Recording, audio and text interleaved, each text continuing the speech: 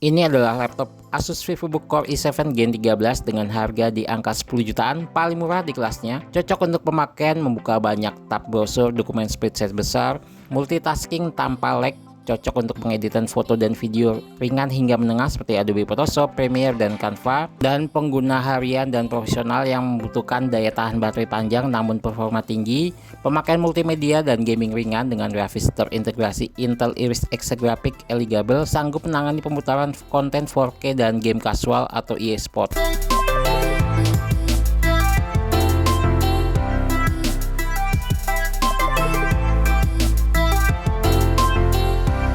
Laptop yang akan kita unboxing dan review adalah laptop Asus VivoBook 14X104FA dengan harga pasaran saat video ini dibuat di harga 10.499, termasuk paling murah dibandingkan dengan brand lainnya. Laptop ini sangat cocok buat anak sekolah yang butuh laptop pemakaian buat jangka panjang, jadi dari sekolah sampai kuliah juga masih bisa, dan buat anak kuliah dan pekerja kantoran yang pemakaiannya buat multitasking berat, desain grafik, editing video seperti buat kayak Adobe Photoshop, Premiere, AutoCAD, dan coding. Saat kita unboxing dan pembelian laptop ini, yang didapat di dalamnya ada kartu garansi, manual book, charger, dan tasnya model selempang. Laptop ini sudah menggunakan standar desain military grade atau MIL standar 810H yang sudah pasti memastikan keandalan dan daya tahan yang maksimal. Sekarang kita bahas mulai dari spesifikasi dari laptop ini. Laptop ini dibekali dengan Intel i7 Gen 13 1315U dengan kecepatannya up to-nya di 5 GHz. Sudah menggunakan 10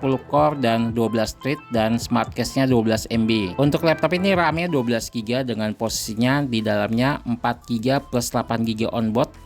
Jadi kalau mau di-upgrade laptop ini up to-nya sampai 40 GB. Jadi kalau buat jangka panjang laptop ini bisa di-upgrade, dan untuk penyimpanan SSD-nya di sini bawahnya 512 GB NVMe dan ini bisa di-upgrade juga up to ke 2 TB. Untuk VGA prosesornya memakai Intel Iris Xe Graphics Elegable, dan untuk layarnya 14 inch sudah Full HD pakai Windows 11, garansi 1 tahun.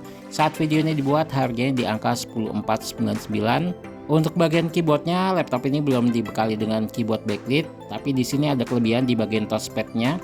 Dia bisa sebagai number pad, sebagai touchpad, dan juga sebagai mode kalkulator. Jadi bisa 3 fungsi sebagai touchpad, number pad, dan mode kalkulator. Saat kita coba pengetikan di bagian keyboardnya, menurut saya ini masih standar aja ya, masih biasa aja.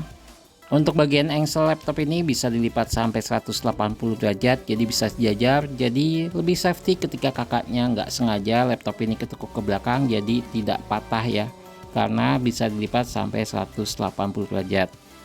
Untuk berat dari laptop ini di sekitar 1,4 kg, jadi kalau buat mobilitas masih bisa ya, beratnya nggak terlalu berat. Dan untuk audionya di sini pakai Sonic Master yang posisinya ada di bawah laptop, di sebelah kiri dan di sebelah kanannya.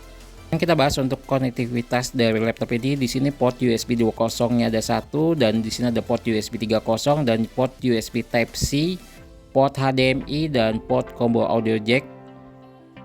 Untuk webcamnya sudah dilengkapi dengan privasi shutter yang cara kerjanya cukup simpel aja, tinggal digeser ke kiri dan ke kanan untuk membuka dan menutupnya, yang fungsinya supaya orang tidak bisa mengintip atau mencoba hack dari webcam kita. Untuk material dari laptop ini secara keseluruhan berbahan bodi polikarbonat atau biasa disebut dengan plastik ya.